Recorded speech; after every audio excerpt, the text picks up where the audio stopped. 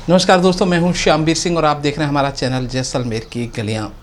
दोस्तों, राजनीति के अंदर यानी हम यूँ कहें कि 19 अप्रैल से पहले एक बहुत बड़ा धमाका होने वाला है। और धमाका ऐसा होगा कि जो आपने कभी सोचा भी नहीं था। क्या कुछ होने वाला है वही मैं आज आपको बताने जा रहा हूँ। देखिए, आपने अभी देखा होगा कि भारत में राजनीति के अंदर बहुत बड़ी बड़ी घटनाएं हुई हैं। सबसे बड़ी घटना ये हुई है कि कोई भी मुख्यमंत्री पद पर रहते हुए आज जेल के अंदर है और वो हैं अरविंद केजरीवाल। उन्होंने रिज़ाइन नहीं किया है और केजरीवाल को जो शराब घोटाला था और भी कई घोटाले उनके खुल रहे हैं और उनको एक आरोपी के तौर पर जेल के अंदर डाला गया है। और साथ ही आपको मैं बात करूं तो जो आम आदमी पार्टी है उसके संयोजक भी हैं केजरीवाल। तो केजरीवाल के साथ साथ जो उनकी आम आदमी पार्टी है उसको भी इस आपराधिक जो षड्यंत्र है उसमें शामिल किया गया है। और इसका मतलब साफ है कि यदि अरविंद केजरीवाल को कोर्ट सज़ा देता है तो आम आदमी पार्टी जो चुनाव आयोग है वो बैन कर सकता है। बैन इसलिए हो जाएगी कि कोई भी पार्टी यदि घोटाले में शामिल पाई जाती है, उसके अंदर कोई अनैतिक पैसा आता है, अनैतिक तरीके से चुनाव के अंदर उस पैसे का इस्तेमाल होता है, तो चुनाव आयोग के पास ये अधिकार है कि उस पार्टी को वो ख़त्म कर दे, उसको बैन कर दे पूरी तरह से। और ये तभी संभव है कि जब उसका संयोजक यानी आम आदमी पार्टी के जो अरविंद केजरीवाल हैं, अगर वो उन पर आरोप साबित हो जाएगा तो ये निश्चित तौर पर आम आदमी पार्टी पूरी तरह से बैन हो जाएगी। और यहीं तक ये सीमित नहीं है, इससे भी बड़ा धमाका एक और होने वाला है। आपने अभी देखा होगा कि जो कांग्रेस पार्टी है उसके खाते को सीज कर दिया गया है।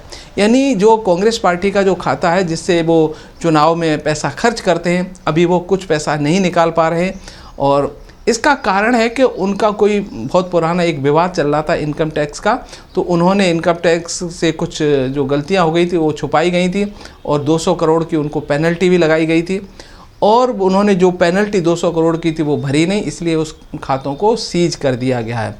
क्योंकि उसके अंदर अगर कांग्रेस पार्टी भी फॉल्ट में आती है तो कांग्रेस पार्टी भी बैन हो सकती है।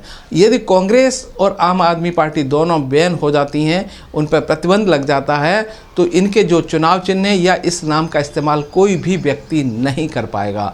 और यदि ये पहला जो चुनाव है 19 अप्रैल से पहले यदि आम आदमी पार्टी के ऊपर भी ये साबित हो गया कि इन्होंने करप्शन किया है, तो शायद ये चुनाव आम आदमी पार्टी से हालांकि ज़्यादा फ़र्क नहीं पड़ेगा, लेकिन अगर कांग्रेस के ऊपर ये आरोप लगकर सिद्ध हो जाते हैं, बैन हो जाती है, तो ये चुनाव बिल्कुल पूरी तरह से बदल जाएंगे।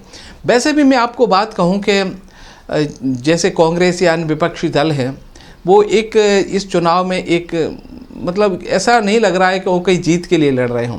वो तो अपना अस्तित्व बचाने के लिए लड़ रहे हैं और वो चाह रहे हैं कि हम ज़्यादा से ज़्यादा इन विपक्ष में सबसे बड़ी पार्टी अगर बन जाते हैं तो उनको संसद के अंदर एक विपक्ष के नेता के रूप में उनको मान्यता मिल सकती है। यही लड़ाई रह गई है। सत्ता की लड़ाई अभी फ़िलहाल कोई नहीं है और मुझे तो लग रहा है कि अब इस बात पर फोकस होना चाहिए, क्या बीजेपी या एनडीए मिलाकर के 400 पार जाएगी या 350 रहेगी। सारे लोग इसी बात को सोच रहे हैं और सरकार 272 का कहीं कोई सवाल नहीं है।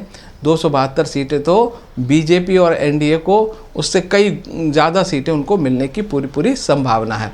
तो राजनीति के अंदर क्या कुछ होगा, और मुझे लग रहा है कि देखिए राजनीति के अंदर जो भी व्यक्ति आते हैं वो मुझे लग रहा है कि बिना कोई षड्यंत्र करके पैसा कमाने के वो पार्टी चला ही नहीं सकते। यानी कहीं ना कहीं अवैध तरीके से वो पैसा कमाते हैं, उसी पैसे का इस्तेमाल चुनाव में किया जाता है, तभी पार्टियां चलती हैं। ईमानदारी से जो पैसा लाते हैं वो उनका, क्योंकि वो भ्रष्टाचार का पैसा बहुत सारा खर्च करते हैं, वो उनका मुकाबला नहीं कर सकते।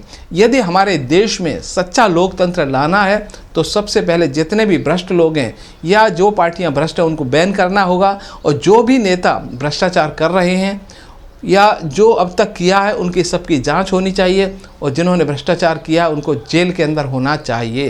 तभी आम आदमी यानी जो देशवासियों का जो पैसा है, पहले 2-2 10-10 रुपये लेकर के जो चंदा इकट्ठा करते थे उससे जो चुनाव लड़ा जाता था वो सच्चा लोकतंत्र हुआ करता था। आज कंपनियां करोड़ों रुपए डोनेशन के रूप में दे रही हैं, ब्लैक मनी आ रहा है चुनाव में। ये देश के लिए बड़ा ही खतरनाक है। ये खतरनाक इसलिए है कि देखिए, कोई बड़ी कंपनी किसी भी पार्टी को चंदे के रूप में पैसा देगी तो वो पैसा कहाँ से निकालेगी? वो कहीं ना कहीं टैक्स की चोरी करेगी, अवैध व्यापार करेगी, अनैतिक कार्य जरूर करेगी, क्योंकि जो जिसको चंदा दे रही है सत्ताधारी दल को, वो उनका संरक्षण करेंगे तो खुलेआम इस पब्लिक को लूटा जाएगा। तो ये चाहे बीजेपी हो चाहे कांग्रेस हो, जो भी अवैध तरीके से चंदा ले रहे हैं इसको अभी रोकना चाहिए।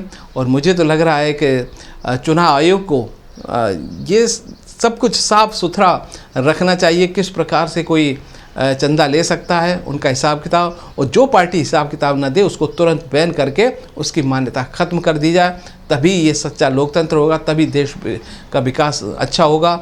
देश के नेता आम आदमी भी चुनाव लड़ सकेगा, और आम आदमी चुनाव लड़ सकेगा, हर कोई चुनाव बराबर के मौके होंगे, वही सच्चा लोकतंत्र होगा।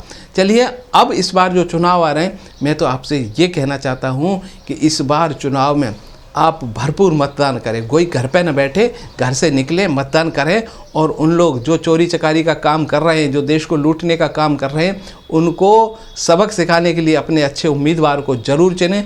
और सब लोग जब मिलकर के कोई प्रयास करते हैं तो वो काम अच्छा ही होता है। जब सब लोग वोट करेंगे तो काम अच्छा होगा, अच्छा व्यक्ति चुन के जाएगा, वो हमारी आवाज़ बनेगा संसद में। और अगर कोई व्यक्ति आपका कैंडिडेट कहीं किसी पार्टी का जो आपके यहाँ चुनाव लड़ रहा है अगर पसंद नहीं आता तो नोटा है, नोटा को दबाओ, और जब नोटा के वोट ज़्यादा हो जाएंगे तो चुनाव वापस होंगे। नोटा जीत जाएगा ना तो वापस अच्छा कैंडिडेट ये लाने को मजबूर होंगी पार्टियां, तभी वो हमारी जीत होगी। सच्चे स्वच्छ छवि वाले को ही वोट देना है, वोट ज़रूर देना है, तभी हम इस देश को ऊंचाइयां दे पाएंगे। ये हमारा हक भी है और ये आपका फ़र्ज भी है। याद रखिएगा, हमारे यहाँ पर 26 अप्रैल को वोटिंग होगी। घर में मत बैठना, बाहर ज़रूर निकलना। नमस्कार।